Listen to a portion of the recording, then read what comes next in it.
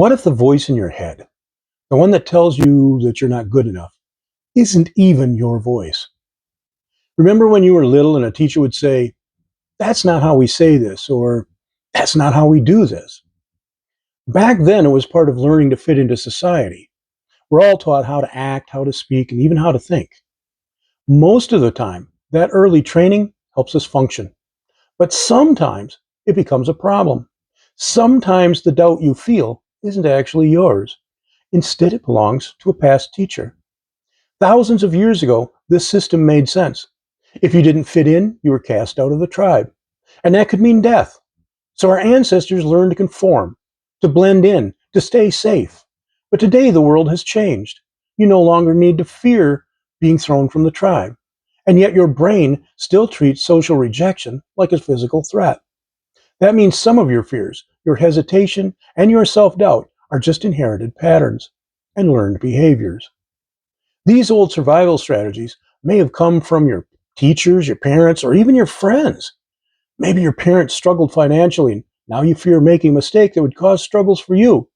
Or a teacher valued perfection and now you avoid creative risks for fear of not measuring up or of not being good enough.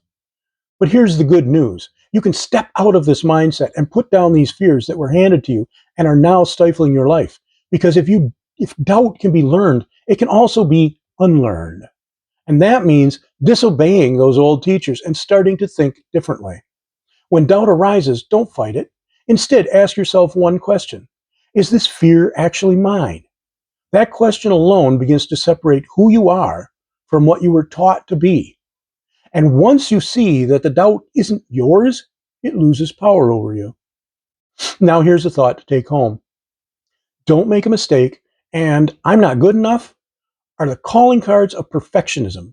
They turn failure into something to fear instead of something to learn from.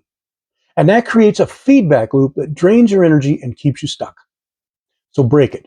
Look at all the small wins you've already had in your life, the things you once thought you couldn't do, but now do without thinking. Start telling yourself a new story. Say, I am good enough.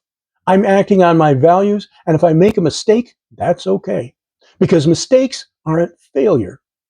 They're the price of admission to a different kind of tribe, one full of stepwise people who are actually living instead of just trying to fit in, taking life one tiny step at a time and growing stronger every day. Peace.